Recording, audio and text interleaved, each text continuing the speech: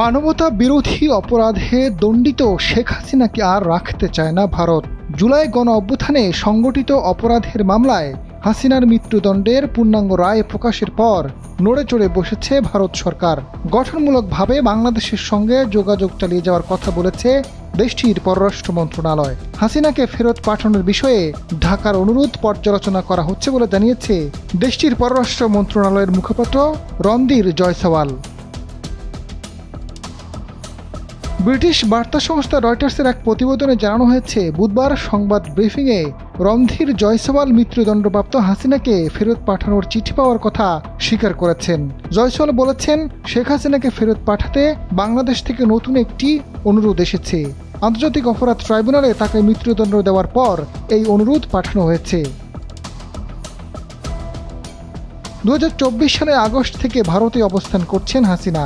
জুলাই ছাত্র জনতার তুমুল আন্দোলনের মুখে ভারতে পালিয়ে যান তিনি। তখন থেকে দেশটির অজ্ঞাত স্থানে অবস্থান করছেন।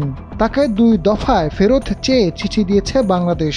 তবে এবারই প্রথমবারের মতো আনুষ্ঠানিকভাবে চিঠি পাওয়ার তথ্য স্বীকার করেছে দিল্লি। হাসিনাকে নিয়ে ভারতের আনুষ্ঠানিক বিবৃতির পর স্পষ্ট হলো, ফাঁসির আসামিকে আশ্রয় দেওয়া নিয়ে বিতর্ক এড়াতে চায় দেশটি। দর কষাকষি করলেও দিন শেষে বন্দি বিনিময় চুক্তি সহ নানা কারণে বাড়তি চাপ অনুভব করছে তারা। বিশেষ করে মোদী সরকারকে ব্যবসায়ীদের বড় একটি অংশ চাপ সৃষ্টি করছে, কারণ বাংলাদেশিদের যাতায়াত বন্ধ হয়ে যাওয়ায় তাদের স্বাস্থ্য ও পর্যটন খাত চরমভাবে ধসে পড়েছে। একই সঙ্গে 2 দেশের মধ্যে বন্দি বিনিময় চুক্তি থাকার কারণে দণ্ডপ্রাপ্ত আসামির বিনিময়ের ব্যাপার রয়েছে, জানিয়ে বেকায়দায় মোদী সরকার। দেশটির পররাষ্ট্র মন্ত্রণালয়ের মুখপাত্র স্পষ্ট করেছেন, হ্যাঁ, তারা অনুরোধ পেয়েছেন। এই অনুরোধটি চলমান বিচারিক ও অভ্যন্তরীণ আইনি প্রক্রিয়ার অংশ হিসেবে পর্যালোচনা করা হচ্ছে। হাসিনাকে ফেরত পাঠানোর বিষয়টিও ভারত পর্যালোচনা করছে, কেননা শান্তি, গণতন্ত্র, অন্তর্ভুক্তি ও স্থিতিশীলতার প্রতি তারা অঙ্গীকারাবদ্ধ এবং এ বিষয়ে গঠনমূলকভাবে যোগাযোগ চালিয়ে যাওয়ার কথা বলছে জয়সওয়াল।